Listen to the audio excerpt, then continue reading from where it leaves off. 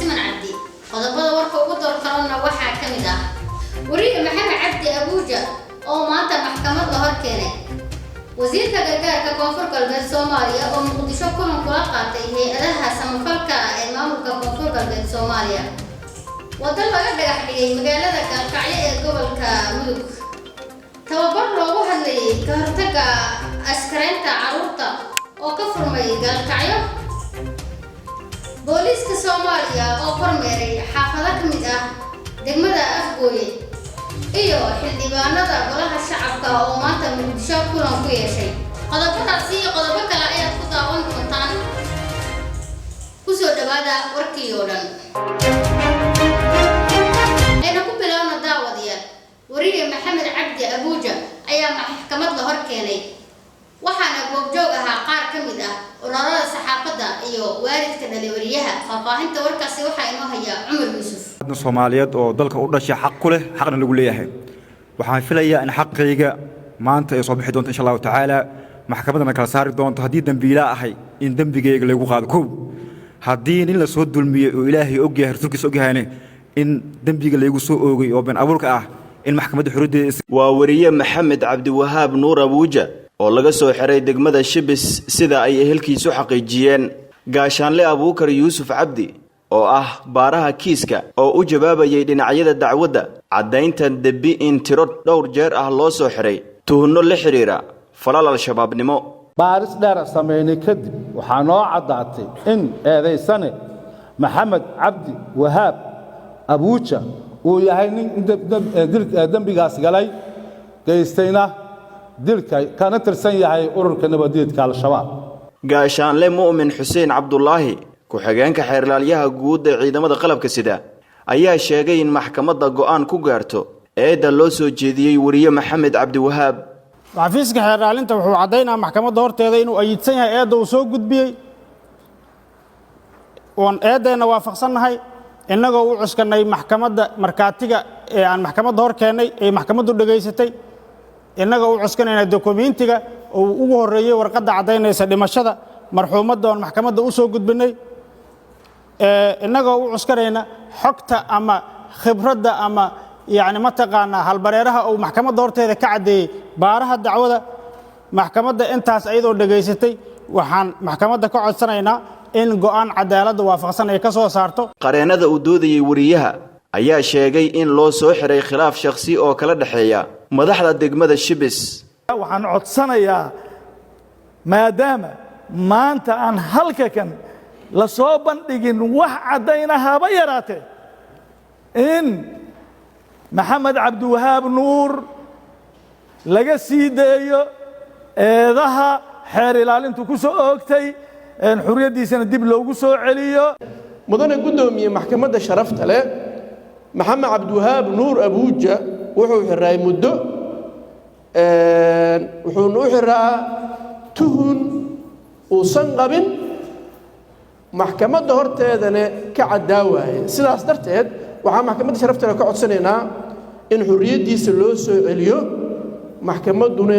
ay sii dayso maxkamaddu waa maasan tahay waxaan ka sugaynaa maxkamadda inay soo saarto go'aan cadaalada oo Abuuja ay ku sii daynayso assalaamu calaykum waraxmatullahi wabarakaatuh ugu dambeyn gaashaanle Xasan Cali Nuur Shuute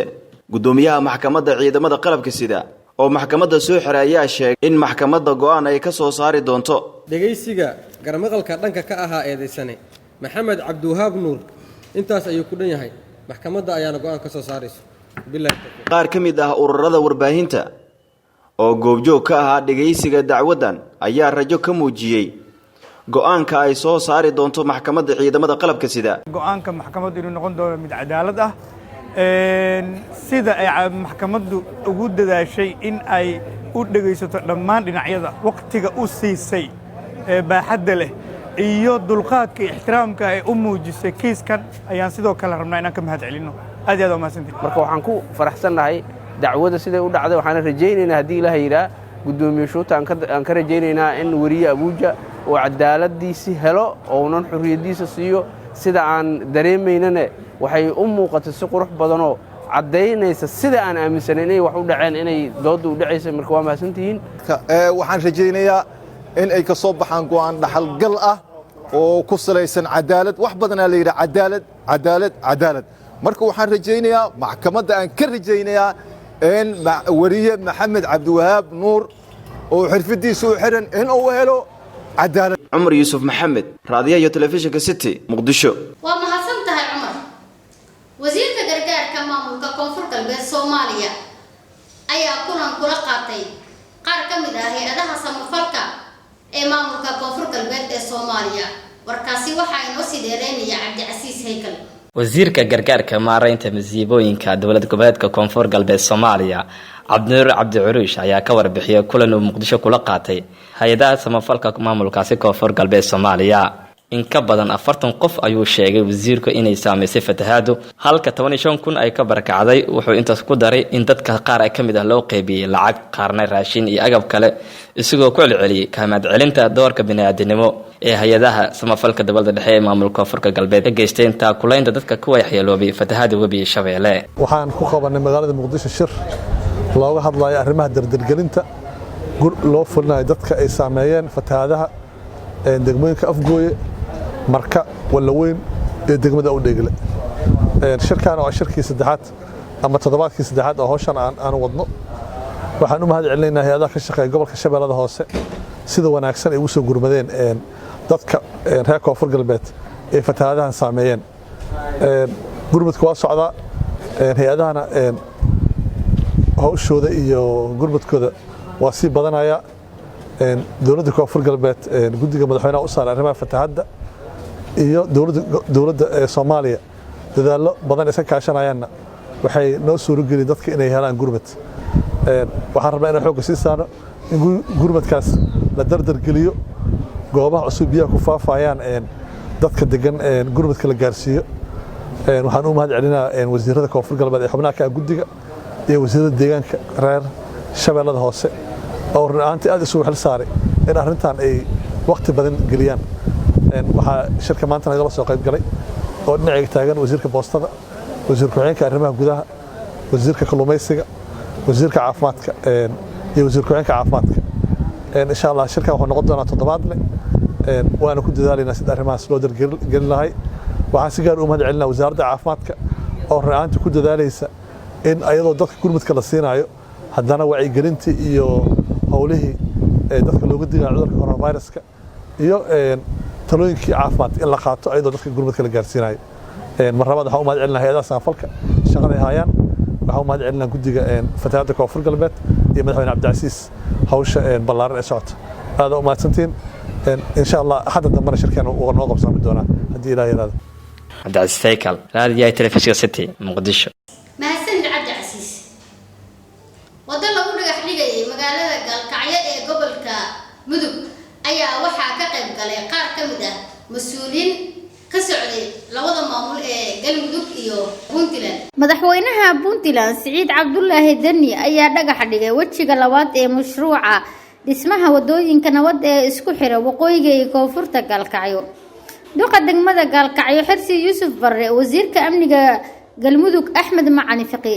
wasiirka amniga gudaha Puntland Cabdiraxmaan Dhaban Cadde iyo madaxweynaha Puntland Siciid Dani ayaa sida mas'uuliyiinta labaad ee dhinaca ee Puntland Galmudug ayaa ugu wada shaqeeyeen. runtii shaqo adag bay ahayd. barnaamijkan muddo 2 sano u socday.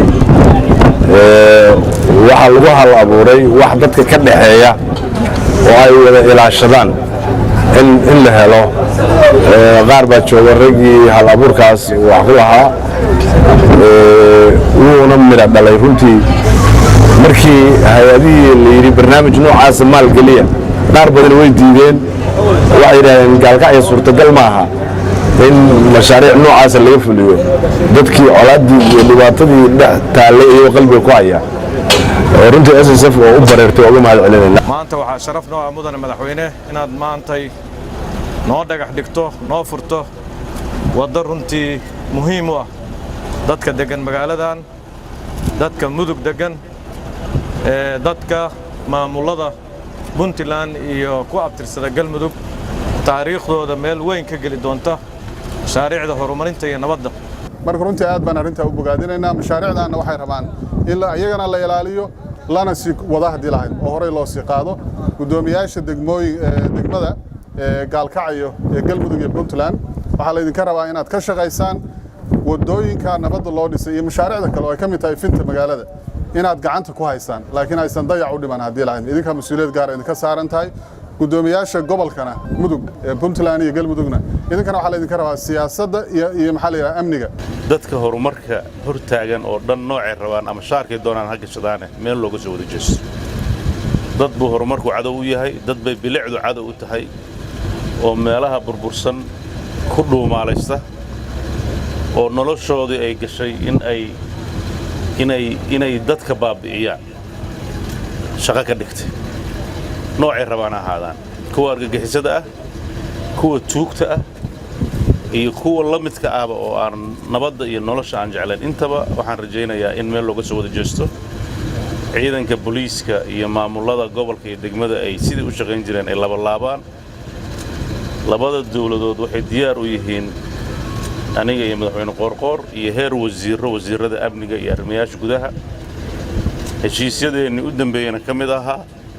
labadaas wasaaradood oo saaran inay si midaysan u shaqeeyaan hirgelinta wadooyinka laamiga ah dhagaxdhiga wejiga labaad ee wadooyinka nabadda gaalkacyo oo maanta ka dhacay jidka soddonka ayaa isku xira xaafadaha wadajir iyo garsoor tababar looga hadlayay ka hortagga askareedda carruurta ayaa ka furmay magaalada gaalkacyo ee gobolka mudug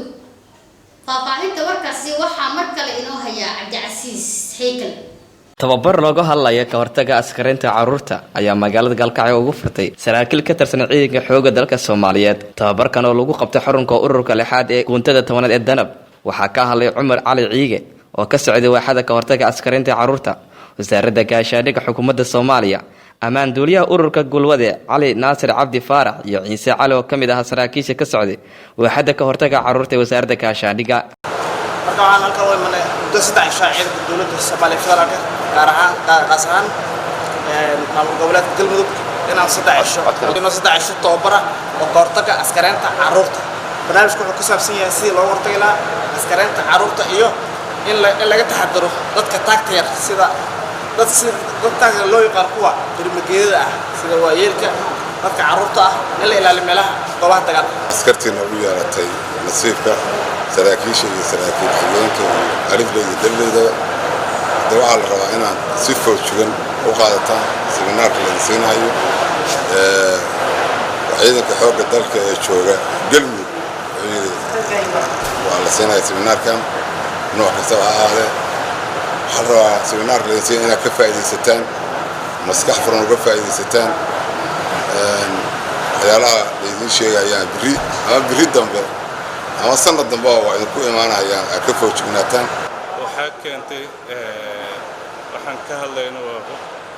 dhibaato hadda ka jirta oo waddanka in la adeegsan carruurta markay dagaalka dhacan in carruurtii iyo dadka taagta daran loo daryeelo haddii la soo qabto da'yarta oo dagaalada lagu soo qabto in ayagoo la dhibaateen la soo wareejiyo oo la daryeelo muhiimad intaas waaye cabdicasiis heykal raadiyaha telefishinka city magaalada muqdisho booliiska Soomaaliya ayaa kormeer ku tagay qaar ka mid ah xaafadaha degmada Afgooye ee gobolka Shabeellada Hoose warkaasi waxa inoo haya Maxamuud Daacad sidaad ogtihiin maantay degmada Afgooye waxay ku jirtaa fatahaado uu soo fatahay webiga Shabeelle taliyaha ciidanka booliiska Soomaaliyeed iyo saraakiisha ciidanka booliiska Soomaaliya ayaa kormeer ku tagay degmada Afgooye gobolka Shabeellaha Hoose Sadiiq Aadan Cali afyeenka ciidanka booliiska Soomaaliyeed oo warbaahinta kula hadlay gudaha degmada Afgooye ayaa ka waramay ujeedka kormeerka ay ugu sameeyeen beelihii ay ka barakaceen dadkii uu sameeyay fatahaada webiga Shabeelle sidaad ogtihiin maantay degmada Afgooye waxay ku jirtaa fatahaado uu soo fatahay webiga Shabeelle taliyaha ciidanka booliiska Soomaaliyeed oo uu hogaaminayo taliyaha ciidanka booliiska Soomaaliyeed Asreegaas Cabdi Xasan Maxamed Xijaar iyo saraakiil kale oo ciidanka booliiska ah ayaa maantay kormeer shaqo waxaan ku tagnay degmada Afgooye taliyuhu wuxuu u kuurgalayay xaaladda fatahaadaha ay ku sugan tahay degmadan Afgooye oo ummad Soomaaliyeed ay ku nool yihiin webigu ku soo fatahay taliyaha oo sii wata kormeerkiisa waxaanu soo marnay saldhigga booliiska deegaanka ceelasha biyaha waxaan soo marnay nawaaxiga degmooyinka ama deegaamada ku hareeraysan Muqdisho ilaa iyo Afgooye hadda waxaan ku sugannahay degmada Afgooye gobolka Shabeellaha Hoose iyo howlaha ciidanka oo taliyuhu uu kormeeriyay inta kadib taliyuhu wuxuu saasoo kaleeto kormeerkiisa kamid ahaa in uu soo indheeyo xaaladda ay fatahaadaha ay ku sugan tahay degmadaas iyo ummadda Soomaaliyeed ee ku nool degmada Afgooye waxa kale oo taliyuhu dardaaran adag ku reebay saraakiisha kala duwan ee ciidanka booliiska Soomaaliyeed ee guud ahaan ku sugan gobolka Shabeellaha Hoose gaar ahaan degmada Afgooye waayo ciidanka booliiska Soomaaliyeed daraawiishta ciidanka booliiska Soomaaliyeed ayaa ku sugan Sabiib Caanoole waxay kale ku sugan yihiin lana howlgalaan ciidanka xoogga dalka Soomaaliyeed oo ay jiida hore ee dagaalka lagu baacsanayo argagixisada kula jiraan ciidanka daraawiishta ee booliiska Soomaaliyeed degmada Afgooye ayaa qayb ka mid ah waxa ka barakacay dhammaan dadkii ku sugnaa kadib markii fatahaadu uu sameeyay webiga Shabeelle ee mara labada Shabeelle iyo Hiiraan Maxamuud Daacad raadiyaha iyo TV-ga City Muqdisho guud ahaanba warkii habeenimo ee telefishinka CS wanaga intaas waxa ay la socodsiinaysay anigu Suleeq Siman Cabdi dhanka kaamirada iyo farsamadana waa Maxamuud Daacad warkani warka xiga inta aan ku kulmi doono sidaas iyo nabadgelyo